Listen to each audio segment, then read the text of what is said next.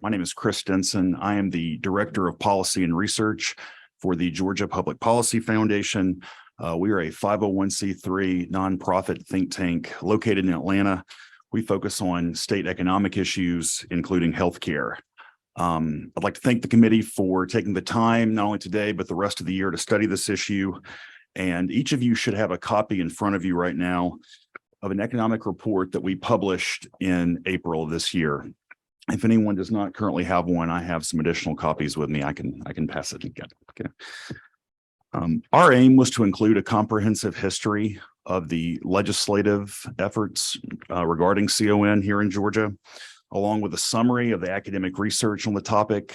You've heard from enough economists today, so I won't bore you with any of that at this point, but I would recommend taking a look at your convenience as we summarize the existing academic research on the issue regarding access, quality, cost, and the ability to serve underserved populations.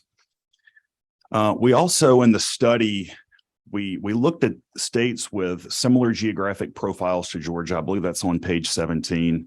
Population, we compared the rural population. We took account for their CON regarding hospitals and ambulatory surgery centers, since that is where most of the political debate seems to revolve around. And we also looked at the number of hospital closures those states have experienced since the Shep Center, I believe was referenced earlier, started counting that data in 2005. One other thing I'd like to point out in the study is that we did look at Florida. As you've heard, Florida repealed most of their certificate of need laws in 2019, with the exception of long-term care and specialty hospitals. Since that time, 64 ambulatory surgery centers have announced their opening in the state of Florida. 63 of those were in counties that are deemed urban by the Florida Office of Rural Health. Notably, the one ambulatory surgery center that has announced their opening in Florida since then was a joint venture by the hospital.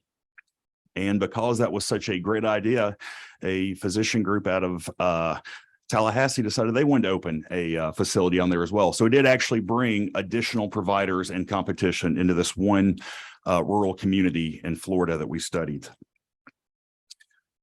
Lastly, I will say this, in 1991, our founder, Hank McCamish, established the foundation with the mission to improve the lives of Georgians by promoting public policies that enhance economic opportunity and freedom.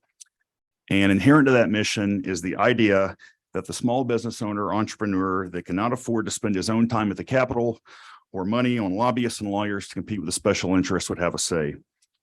Since we've been working on this issue, we've had a lot of folks reach out to us that wanted to pursue either a new service or open a practice. And last year, I was introduced to a manager of a physician office that wanted to offer a $250 cash pay MRI service to their patients. And they knew point blank they had no chance of getting a CON for that because the hospital down the street from them offers their cash pay rate at 7 times that. And they said, what's the point of you going through a process? We know we're going to get turned down for a CON.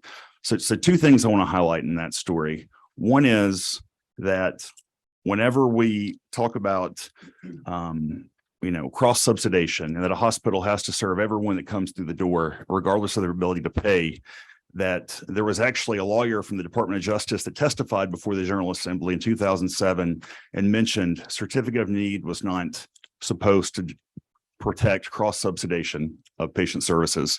They should not be trying to make a profit off of either insurers or folks that are paying with their own money. And so that being said, it's important to think about that.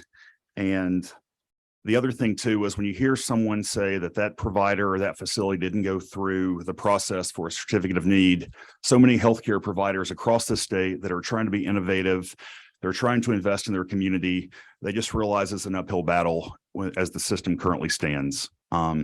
So with that, I'll close my remarks and willing to take any questions the committee might have.